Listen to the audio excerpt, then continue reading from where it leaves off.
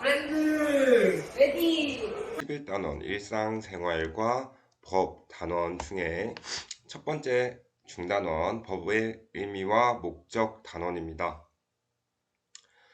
자, 우리가 법을 알기 위해서 먼저 사회규범이라는 것을 알아야 됩니다. 이 사회규범이라는 것은 사회 질서를 유지하기 위해서 목적이죠. 사회 질서를 유지하는 목적을 가지고 사회 구성원들이 지켜야 될 규칙 같은 것들입니다. 종류에는 관습, 종교, 도덕, 법 같은 것들이 있습니다. 자, 그럼 관습부터 먼저 알아보도록 합시다. 자, 관습이라는 것은 어떤 사회에서 오랫동안 지켜져 내려온 질서나 풍습 같은 것을 말합니다. 우리나라에서도 오랫동안 지켜져 내려온 풍습이 있죠. 선생님이 생각하기에는 설날이나 추석 때 제사를 지내거나 아니면 추석이 되기 전에 성묘를 가는 그런 풍습이 남아있는 것, 이런 것들을 관습이라고 표현을 합니다. 자, 두 번째로 종교 규범이라는 게 있습니다. 종교 규범. 이 종교 규범이라는 것은 특정 종교에서 제시하는 행동의 기준들이 되겠습니다. 기독교에서 십계명이 있다거나 아니면 불교의 살생 금지, 아니면 이번에 월드컵을 한 카타르 같은 이슬람 국가들에서 돼지고기를 먹지 않는 것, 이런 것들이 바로 종교 규범에 해당이 되겠습니다. 자, 세 번째로는 도덕이 있었습니다. 이 도덕이라는 것은 사람들이 양심에 따라서 지켜야 할 행위의 기준이라고 할 수 있습니다. 양심에 따라서 해도 되고 안 해도 되지만 안 했을 경우에 양심의 가책을 느낄 수 있는 것들을 의미합니다. 예시를 들면 버스에서 이 노약자에게 좌석을 양보해 주는 것이 있습니다. 버스에서 노약자에게 좌석에 앉아 있을 때 양보를 안 해줘도 되지만 안 해줬을 경우에는 양심의 가책을 느낄 수 있다. 그런 것들이 도덕이 되겠습니다. 자, 법 같은 경우에는 국가에 의해서 강제로 지켜야만 하는 사회 규범이 되겠습니다. 버스에서 자리를 양보해주지 않았다고 우리가 국가에 의해서 제재를 받는 것은 아니지만 도로교통법에 음주 단속을 해서 음주 운전을 하면 취소되고 면허가 취소되거나 벌금을 내거나 이렇게 되겠죠. 그래서 우리는 도덕과 법을 잘 구분할 줄 알아야 됩니다. 자, 법 같은 경우에는 목적이 정의의 실현입니다. 바를 정자에 옳을 의자를 써서 바르고 옳은 것들을 실현하는 것이 법의 목적이라면, 도덕은 착할 선자를 써서 우리가 착해지는 것, 사회가 착해지는 것을 실현하는 것이 목적이 되겠습니다. 자, 규율 대상이라고 나와 있는데 단어가 좀 어렵죠. 어떤 것을 보고 우리가 법을 어겼다, 아니면 도덕적이지 않다라는 것을 판단하는가, 그것이 규율 대상이라고 할 수 있겠습니다. 법은 행위의 결과를 가지고 법을 어겼다, 어기지 않았다를 판단을 하고 있습니다. 예를 들어서 선생님이 술을 마시고 운전해도 괜찮겠는데? 라고 생각만 하는 것, 음주운전을 하지 않고 생각만 하는 것은 법에 걸리지 않죠. 그러나 음주운전을 했을 경우, 그런 행위의 결과가 있었을 경우에 법으로서 규제를 당하는 것이죠. 반면에 도덕 같은 경우에는 행위를 하기 전에 그 행위를 하는 마음이 중요하다는 것입니다. 내가 버스에 앉아 있는데 노약자가 탔어요. 노약자가 탔는데 앉을 자리가 없었습니다. 내가 다음에 내려야 돼서 그냥 일어나서 간 것이랑 노약자가 왔으니까 내가 양보를 해드려야지 하고 양보하는 것으로 일어나는 것이랑 다르다는 것입니다. 그래서 두 사례 중에 뭐가 더 도덕적이냐라고 한다면 당연히 내가 양보를 해드려야지 하고 일어난 게 더 도덕적이다라고 하는 것이죠. 자, 법의 특징은 강제성이 있다는 것입니다. 그래서 우리가 반드시 지켜야만 한다. 지키지 않으면 국가의 규제를 받게 될 수 있다라는 것이고요. 도덕은 자유롭게 국가에 따른 규제를 받지 않지만 자유롭게 내가 선을 실현할 수 있는 것을 만드는 것이죠. 그래서 법은 강제성이 있고 도덕은 자율성이 있다. 이렇게 생각하시면 되겠습니다. 자, 위반할 경우 법을 위반하면 국가에 의해서 제재를 받게 되죠. 벌금을 내거나 아니면 뭐 구금이 되거나 이런 것들이 있죠. 뭐 감옥에 가거나 이런 것들. 도덕 같은 경우에는 양심의 가책, 본인 스스로 양심의 가책을 느낀다거나 아니면 사회적으로 비난을 받을 수가 있더라. 버스에 노약자가 내 앞에 서 있는데 끝까지 못 본 척하고 이어폰 끼고 막 이렇게 보면 다른 사람의 시선이 곱지 않을 수 있죠.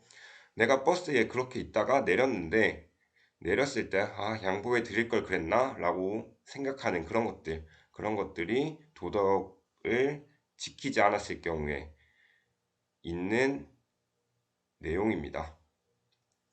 자, 이렇게 사회 규범들을 정리를 해봤고요. 우리는 법에 대해서 조금 더 자세히 알아보도록 합시다. 자, 이런 법이 왜 만들어졌는가? 왜 국가에는 법이 있는 것인가? 자, 첫 번째 사례를 보고 한번 확인을 해봅시다. 자, 첫 번째 사례는 바로 분쟁을 해결할 수 있다라는 것입니다. 사례를 읽어보면 방학을 맞아서 민수는 배드민턴을 배우기 위해서 학원에 등록을 했다. 하지만 일주일간 수업을 들은 민수는 수업 방식이 자신과 맞지 않는다 라고 느껴서 수강료 환불을 요청을 했습니다. 학원에서는 수강료를 돌려줄 수 없다 라고 한 경우죠. 민수와 배드민턴 학원에 분쟁이 있었던 것이죠. 이런 분쟁을 해결하기 위해서 우리는 법이라는 걸 만들어 놨습니다. 자, 어떤 법이 있냐면 학원의 설립, 운영 및 과외 교습에 관한 법률이라는 것을 만들었어요. 자, 이렇게 법을 만들어서 민수가 학원과 분쟁이 있을 때 해결할 수 있도록 만들어 놓은 것입니다. 자, 그 수강 기간이 한 달이라고 했는데 이 한 달에 3분의 1이 지나가기 전에 환불을 요청하면 수강료의 3분의 1을 돌려받을 수 있고요. 2분의 1이 지나가기 전에 환불을 요청하면 50%, 2분의 1을 받을 수가 있습니다. 법에 그렇게 나와 있어요. 이런 법을 만들어서 분쟁을 좀 더 쉽게 해결할 수 있도록 만들어 놓은 것입니다. 자, 두 번째는 권리를 보호하기 위해서 법이 만들어진 것인데요. 사례를 읽어보면 동희는 얼마 전 친구들 사이에 돌아다니는 자신의 사진을 보고 깜짝 놀랐다. 승엽이가 동희의 우스꽝스러운 모습을 몰래 찍어서 자신의 SNS에 올렸기 때문이다. 자, 승엽이가 동희의 초상권을 침해한 거죠. 동희가 자신의 얼굴이 다른 곳에 올라가지 않도록 우리가 동희의 권리를 보호해주고 있다. 어떤 법을 통해서 정보통신망 이용 촉진 및 정보 보호 등에 관한 법률을 통해서 이런 법을 만들어서 개인이 침해당하는 권리를 보호해주고 있다라는 것입니다. 자, 세 번째는 공공복리를 추구한다입니다. 이 공공복리라는 것이 우리 사회 구성원 중에 다수가 행복해져야 된다, 이익을 봐야 된다라는 것입니다. 우리가 예전에 지금 이 신문 기사는 2020년 4월 기사죠. 코로나가 막 시작되고 자가격리가 딱 시작됐을 때, 자가격리가 생겨났을 때 이야기인데요. 이 자가격리라는 것이 사회 다수의 사람들을 지키려고, 코로나로부터 지키려고 만든 법이죠. 네, 이거를 어기고 외출한 20대, 30대 여성이 법적으로 처벌을 받는다.